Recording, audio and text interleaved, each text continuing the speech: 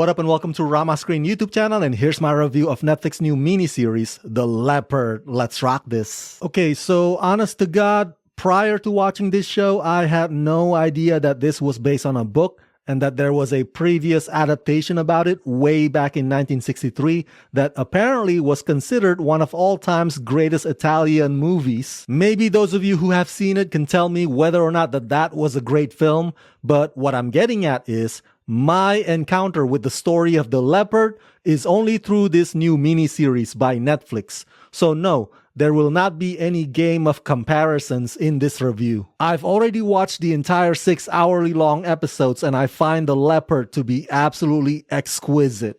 Not sure if I would use the word cinematic and sweeping to describe it, but it's definitely ambitious, elegant, and visually beautiful. This is the type of period piece that lingers in your memory because of how striking the aesthetics are. Based on one of the greatest Italian novels of all time, The Leopard is an epic, surprising, and sensual story set in Sicily during the uprisings of 1860. At the heart of the series, we find Don Fabrizio Corbera, the Prince of Salina, who leads a life steeped in beauty and privilege. But the Sicilian aristocracy feels threatened by Italian unification, and Fabrizio realizes that the future of his house and his family is in danger. Fabrizio will be forced to make new alliances, even if this means going against his principles, until he finds himself faced with a choice that seems impossible. Don Fabrizio will have the power to organize a wedding that would save the future of his family, the one between the rich and beautiful Angelica and his nephew Tancredi, but by doing so, he would break the heart of his beloved daughter Concetta. Again, I have not yet seen the old previous movie, which apparently ran 3.5 hours long. Holy moly! So I'm guessing the fans of that one would be able to appreciate this new show's effort in segmentizing the story, allowing you, the audiences, to enjoy the grandeur of 19th century Sicily periodically without having to stay seated forever. Now, I don't know how it was with Burt Lancaster's portrayal of Don Fabrizio, but Kim Rossi Stewart's version on this one is stunning. Ladies would probably call him a tall glass of water.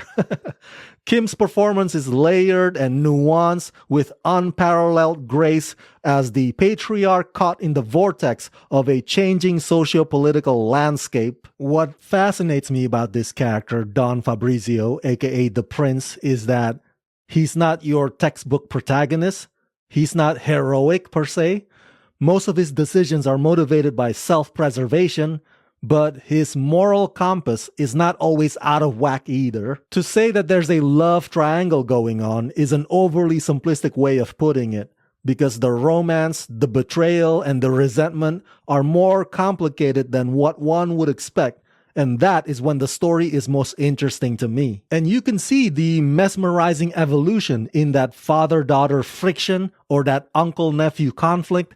There is a lot to digest about The Leopard that will make you fully invested in the characters, even if you're not generally a fan of lavish dramas like this. So much so that the historical shift of the ruling power that serves as the backdrop feels like something that just peeks his head out every once in a while, meaning if you take that out of the equation, The Leopard would still be compelling because of its soap opera tension. The narrative unfolds at a leisurely pace, a tempo that invites you to soak in all of its exuberant costumes and interiors. The marvelous score encapsulates the oscillation between despair and hope. And the production designs, my God, they are breathtaking, as if you have traveled back in time. A world richly textured and elaborately put together. Watching The Leopard is like watching an expensive work of art. My only criticism is that the bad guy gets away with his crime, and there's no clear indication as to whether or not the Corbera family ends up on top. Or maybe that's not the point. Maybe the point is the prince realizing that his daughter's happiness is more important than bickering about wealth and land, however late that realization may be.